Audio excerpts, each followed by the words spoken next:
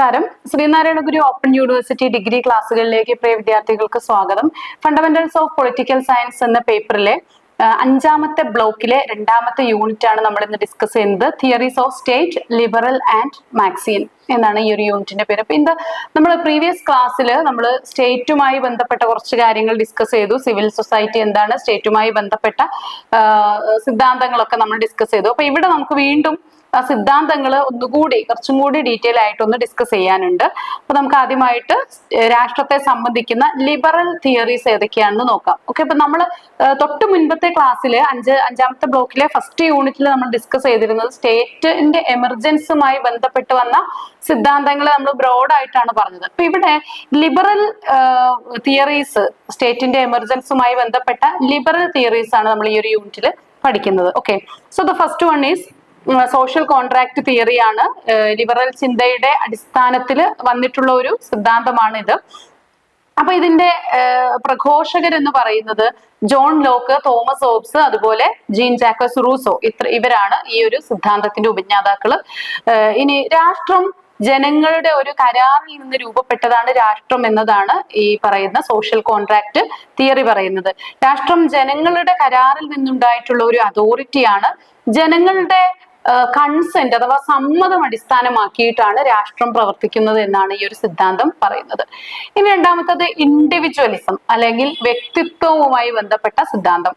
വ്യക്തിയുടെ സ്വാതന്ത്ര്യവും അവകാശങ്ങളും അതുപോലെ തന്നെ ഒരു വ്യക്തിയുടെ ഒരു പൊട്ടൻഷ്യാലിറ്റി വർദ്ധിപ്പിക്കുന്നതിന് വേണ്ടിയിട്ട് ആ വ്യക്തിക്ക് ലഭിക്കുന്ന അവസരങ്ങള്, ഇതുമൊക്കെയായി ബന്ധപ്പെട്ട് ഇതൊക്കെ രാഷ്ട്രത്തിനേക്കാളും ഉപരിയായിട്ട് നിൽക്കുന്ന കാര്യമാണ്. അപ്പൊ രാഷ്ട്രത്തെക്കാളും ഇമ്പോർട്ടൻസ് ഇവിടെ വ്യക്തിക്കാണെന്നും ഈ വ്യക്തികളുടെ ആവശ്യങ്ങളും അതുപോലെ അവകാശങ്ങളും ഒക്കെ സംരക്ഷിക്കാനുള്ള ഒരു ഉപാധിയായിട്ട് രൂപപ്പെട്ടതാണ് രാഷ്ട്രം എന്നതുമാണ് ഈ ഒരു ഇൻഡിവിജ്വലിസം സിദ്ധാന്തം പറയുന്നത്. അപ്പൊ ഇവിടെ വ്യക്തിക്കാണ് ഇമ്പോർട്ടൻസ്.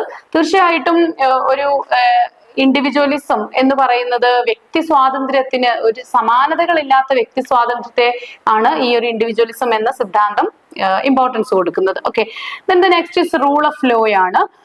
രാഷ്ട്രം നിയമപ്രകാരം പ്രവർത്തിക്കുന്നതിന് വേണ്ടിയിട്ട് രൂപപ്പെട്ട ഒരു സംഘടന. നിയമത്തിന് ആരും മുകളിലല്ല, എല്ലാവരും നിയമത്തിന് വിധേയരാണ്, അധീനരാണ് എന്ന് പറയുന്നതാണ് ഈ ഒരു കോൺസെപ്റ്റ്. ദെൻ മിനിമൽ സ്റ്റേറ്റ് എന്ന കോൺസെപ്റ്റ് ആണ് മറ്റൊന്ന്. രാഷ്ട്രം പരിമിതമായ ഇടപെടൽ മാത്രം നടത്തേണ്ട ഒരു ഓർഗനൈസേഷൻ ആണെന്ന് പറയുന്നു. ഒരു ആഭ്യന്തരമായിട്ടുള്ള സുരക്ഷ, അതുപോലെ നമ്മളുടെ സ്വകാര്യ സ്വത്തിന്റെ സംരക്ഷണം, അല്ലെ, സ്വകാര്യ സ്വത്തിന്റെ ഒരു ഉടമസ്ഥാവകാശം ഉണ്ടായിരിക്കും. അപ്പൊ പ്രൈവറ്റ് പ്രോപ്പർട്ടി, ആ ഒരു പ്രൈവറ്റ് ഓണർഷിപ്പ്, അതിന്റെയൊക്കെ സംരക്ഷണം, കൂടാതെ നിയമനിർമ്മാണം, ഇതൊക്കെയാണ് രാഷ്ട്രം പങ്കുചേരേണ്ടത്, അല്ലെങ്കിൽ ഇതിനൊക്കെയാണ് രാഷ്ട്രം ശ്രദ്ധിക്കേണ്ടത്. അല്ലാതെ വ്യക്തികളുടെ സ്വാതന്ത്ര്യത്തിലൊന്നും വല്ലാതെ ഇടപെടാൻ പാടില്ല എന്ന് പറയുന്നു. അപ്പൊ വ്യക്തി സ്വാതന്ത്ര്യം എന്ന അല്ലെങ്കിൽ ഇൻഡിവിജ്വലിസം എന്ന സിദ്ധാന്തത്തിലെ വ്യക്തിക്ക് വേണ്ടി മാത്രം നിലകൊള്ളുന്ന ഒരു സ്ഥാപനമായിട്ട് പറയുന്നു. അപ്പൊ ഇവിടെ ഉടമസ്ഥാവകാശത്തിനും മറ്റും അങ്ങനെയുള്ള നിയമങ്ങളിലൊക്കെ ഇടപെടുന്നുണ്ട്, പക്ഷെ എങ്കിലും പ്രയോറിറ്റി വ്യക്തിക്ക് തന്നെയാണെന്നാണ് ഈ ഒരു സിദ്ധാന്തം പറയുന്നത്. ഇനി മറ്റൊന്നാണ് പോപ്പുലർ സോവറിനിറ്റി അഥവാ ജനകീയ പരമാധികാരം എന്ന് പറയുന്നത്. അപ്പൊ അധികാരം ജനിക്കുന്നത് ജനങ്ങളിലൂടെയാണ്, ജനങ്ങളുടെ ഒരു കൺസെന്റ് പ്രകാരമാണ് രാഷ്ട്രം ഉണ്ടായത് എന്നൊക്കെ നമ്മൾ ഈ സോഷ്യൽ കോൺട്രാക്ട് സിദ്ധാന്തമൊക്കെ അതാണ് സമർത്ഥിക്കുന്നത്. അപ്പൊ ഭരണഘടന, സർക്കാരിന്റെ ചുമതലയാണ് ഭരണഘടന എന്ന് പറയുന്നത്. അത് സർക്കാരിന്റെ ലക്ഷ്യം ഭരണഘടനാ പ്രകാരമുള്ള ഒരു റൂള് നടപ്പിൽ വരിക എന്നുള്ളതാണ്. ഇനി സ്വതന്ത്രതയും സുരക്ഷിതത്വവും ഒക്കെ തമ്മിലുള്ള ഒരു സന്തുലനം ഒരു സ്റ്റേറ്റിന്റെ കാര്യത്തിൽ ഉണ്ടായിരിക്കണം. അപ്പൊ വ്യക്തിയുടെ മൗലിക അവകാശങ്ങൾ സംരക്ഷിക്കുക, അതുപോലെ സർക്കാർ അധികാരം നിയന്ത്രിതവും അതുപോലെ ഉത്തരവാദിത്തങ്ങള് അനിയന്ത്രിതവുമായിരിക്കണം. സർക്കാർ എന്ന് പറയുന്നത് ജനങ്ങളെ ആവശ്യമില്ലാതെ നിയന്ത്രിക്കാനൊന്നും പാടില്ല, പക്ഷെ ജനങ്ങൾക്ക് വേണ്ടതെല്ലാം പ്രൊവൈഡ് ചെയ്യാനുള്ള ഒരു ഏജൻസി ആയിട്ട് പ്രവർത്തിക്കണം എന്നാണ് ഈ ഒരു സിദ്ധാന്തം പറയുന്നത്. മറ്റൊന്നാണ് യൂട്ടിലിറ്റേറിയനിസം. യൂട്ടിലിറ്റേറിയനിസം പ്രകാരം അത് ഉപയുക്തതാവാദം എന്നൊക്കെ നമ്മൾ പറയാറുണ്ട്. അപ്പൊ ഒരു നൈതിക ദേശീയ രാഷ്ട്രീയത്തിന് വേണ്ടിയിട്ടാണ് ഈ യൂട്ടിലിറ്റേറിയനിസം നിലകൊള്ളുന്നത്. ഒരു പ്രവൃത്തി ഏറ്റവും കൂടുതൽ ആളുകൾക്ക് ഏറ്റവും കൂടുതൽ എക്സ്ട്രീം ലെവൽ ഹാപ്പിനെസ് പ്രൊവൈഡ് ചെയ്യാൻ സാധിക്കുന്നെങ്കിൽ അതാണ് ശരി. ഇതാണ് മുഖ്യ ആശയം. യൂട്ടിലിറ്റേറിയനിസ്റ്റുകളുടെ ആശയം ഇതാണ്. ശരി തെറ്റുകളെ നിശ്ചയിക്കുന്നത് എന്താണ്? ശരി തെറ്റുകളെ നിശ്ചയിക്കുന്നത് ആ ഒരു അറ്റ്മോസ്റ്റ് ഹാപ്പിനെസ് പ്രൊവൈഡ് ചെയ്യാൻ കഴിയുന്ന ഏതൊരു കാര്യവും ശരിയാണ് എന്നുള്ളതാണ് ഇവിടുത്തെ വിശ്വാസം എന്ന് പറയുന്നത്. അപ്പൊ ഇവിടെയാണ് ഈ മൊറാലിറ്റിക്കൊക്കെ പ്രാധാന്യം വരുന്നത്. മോറലി കറക്റ്റ് അല്ലെങ്കിൽ പോലും അത് ഏറ്റവും കൂടുതൽ ആളുകൾക്ക് സന്തോഷം പ്രൊവൈഡ് ചെയ്യുന്നുണ്ടെങ്കിൽ, അറ്റ്മോസ്റ്റ് ഹാപ്പിനെസ് പ്രൊവൈഡ് ചെയ്യാൻ സാധിക്കുന്നെങ്കിൽ അത് റൈറ്റ് ആണെന്ന് പറയുന്നു. അപ്പൊ ഇവിടെ മൊറാലിറ്റിയുമായിട്ട് ഇത് എങ്ങനെയാണ് കോൺട്രഡിക്ടറി ആയിട്ട് വർക്ക് ചെയ്യുന്നത്? ഇപ്പൊ ഈ ലഹരികളും അതുപോലെ ഒരു അൺസൗണ്ട് ആയിട്ടുള്ള സോഷ്യൽ ഡീഡ്സും ഒക്കെ യുവാക്കളെയൊക്കെ, ഒരു വലിയ വിഭാഗം യുവാക്കളെയൊക്കെ അത് അട്രാക്ട് ചെയ്യുന്നുണ്ട്. അപ്പൊ അതുകൊണ്ട് അത് ശരിയെന്ന് നമ്മൾ വാദിക്കുകയാണെങ്കിൽ, ഇപ്പൊ നമ്മുടെ ലഹരി പദാർത്ഥങ്ങളൊക്കെ ഒരുപാട് പേർക്ക് സന്തോഷം പകരുന്നുണ്ട്. അപ്പൊ അത് നൽകുന്ന അറ്റ്മോസ്റ്റ് ഹാപ്പിനെസ് കൂടുതലാണ് എന്ന് പറഞ്ഞുകൊണ്ട് നമുക്ക് ഒരിക്കലും ലഹരിയെ ന്യായീകരിക്കാൻ സാധിക്കില്ല. അത് മോറലി അത് ശരിയാവുന്നില്ല. അപ്പൊ ഇങ്ങനെയുള്ള ഒരുപാട് ഫാക്ട്സ് അതിൽ കോൺട്രഡിക്ടറി ആയിട്ട് വരുന്നുണ്ട്. ജെർമി ബന്താമാണ് ഇതിന്റെ ഏറ്റവും വലിയ പ്രഘോഷകൻ എന്ന് പറയുന്നത്. അതുപോലെ തന്നെ JS മിൽ, ഇവർ രണ്ടുപേരും യൂട്ടിലിറ്റേറിയൻസ് ആണ് നമുക്ക് അറിയാനായിട്ട് പറ്റും. ദെൻ നമുക്ക് സ്റ്റേറ്റിന്റെ ഉദ്ദേശം എന്ന് പറയുന്നത് ഏറ്റവും കൂടുതൽ ആളുകൾക്ക് ഏറ്റവും കൂടുതൽ സന്തോഷം നൽകുക, ഭരണവും നിയമവും ഒക്കെ ജനങ്ങളുടെ സന്തോഷത്തിന് വേണ്ടി നിലകൊള്ളുന്ന വെറും ഒരു ടൂൾ മാത്രമാണ് എന്നാണ് ഇവര് പറയുന്നത്. ഇനി ഈ യൂട്ടിലിറ്റേറിയൻ സ്റ്റേറ്റ് സത്യനിഷ്ഠയും അതുപോലെ ആനുകൂല്യങ്ങളും ഒക്കെ സംയുക്തമായിട്ട് പ്രവർത്തിക്കുന്ന ഒരു ബോണ്ടേജ് ആണ് ഇവിടെ വരുന്നത്. അപ്പൊ വ്യക്തി മാത്രമല്ല, സമൂഹത്തിന്റെ മെച്ചം കൂടി പരിഗണിക്കേണ്ടതുണ്ട് എന്ന് പറയുന്നു.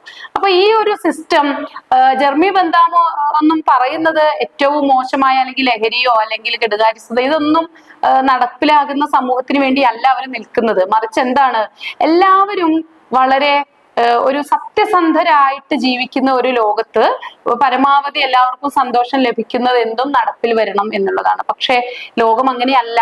ആധുനിക ലോകത്ത് എല്ലാവരും സ്വന്തം നേട്ടങ്ങൾക്ക് വേണ്ടി മാത്രം നിലകൊള്ളുന്ന ഒരു സാഹചര്യം ആയിരിക്കും ഉണ്ടാവുക. അപ്പൊ അങ്ങനെ ഒരു സമൂഹത്തിൽ ഈ ഒരു സിദ്ധാന്തം മുന്നോട്ട് പോവുകയുമില്ല. ഇനി നിയമങ്ങൾക്ക്, സാമൂഹ്യ നിയമങ്ങൾക്ക് ഉള്ള പ്രാധാന്യം എന്ന് പറയുന്നത്, നിയമങ്ങൾ എപ്പോഴും ജനങ്ങൾക്ക് ഉപകാരപ്രദമായിരിക്കണം. ജനോപകാരപ്രദമായിട്ടുള്ള നിയമങ്ങൾക്കാണ് നിലനിൽപ്പ് ഉണ്ടാവേണ്ടത് എന്നാണ് പറയുന്നത്. ഇനി മിനിമം സഫറിങ് മാക്സിമം ഹാപ്പിനെസ്, ഇതാണ് ഇവരുടെ ഒരു സ്റ്റേറ്റ് എന്ന് പറയുന്നത്. പീഡനം കുറയ്ക്കാനും ആനന്ദം വർദ്ധിപ്പിക്കാനുമുള്ള ഒരു ഉപാധിയായിട്ടാണ് സ്റ്റേറ്റ് പ്രവർത്തിക്കേണ്ടത്. ഇനി നിയമനിർമ്മാണം അതുപോലെ തന്നെയാണ്.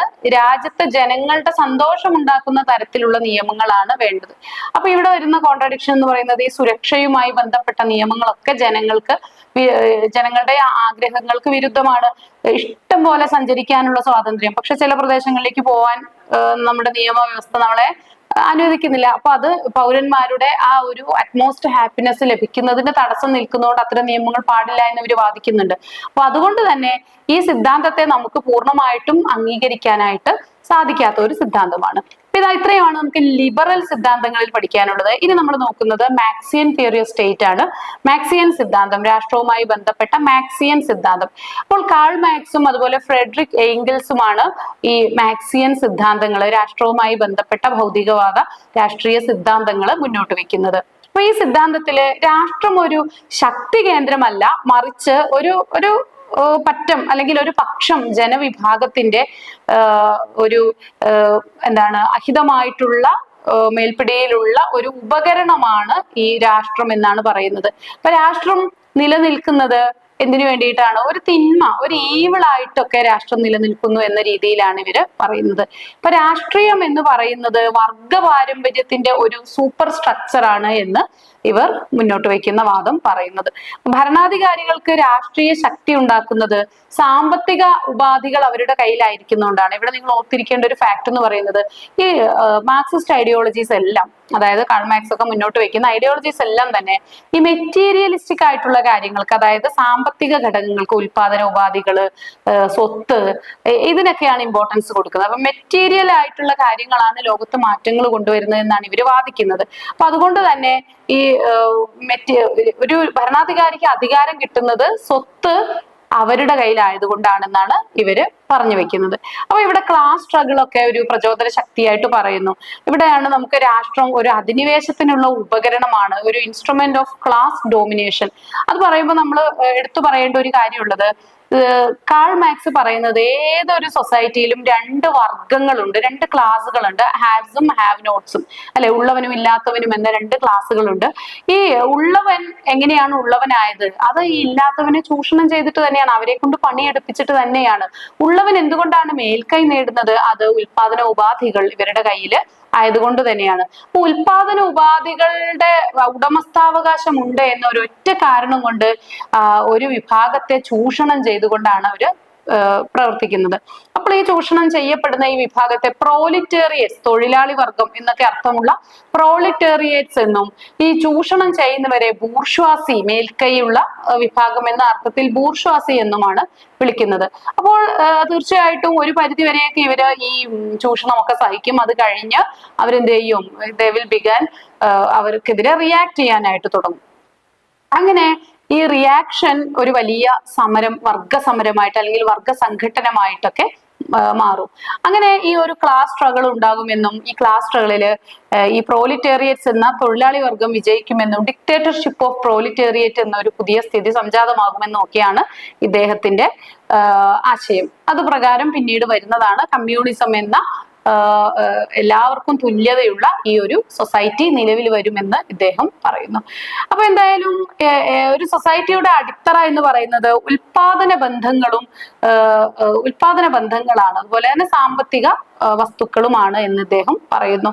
അപ്പൊ രാജ്യം എന്ന് പറയുന്നത് രാഷ്ട്രത്തിന്റെ നിലനിൽപ്പ് മാക്സിമം ആളുകളെ ചൂഷണം ചെയ്യുന്ന രീതിയിലും ഉൽപാദന ഉപാധികൾ കൈയാളുന്നവർക്ക് കൂടുതൽ സൗകര്യങ്ങൾ ഒരുക്കുന്നതിനും വേണ്ടിയിട്ടാണെന്നുള്ളതാണ് ഇവരുടെ വാദം. അപ്പൊ ഇത്രയാണ് നമുക്ക് ഈ ഒരു യൂണിറ്റിൽ പഠിക്കാനുള്ളത്. ഇവിടെ നമ്മൾ പഠിച്ചത് ലിബറൽ അതുപോലെ മാർക്സിയൻ ആശയങ്ങളെ കുറിച്ചാണ്. Thank you.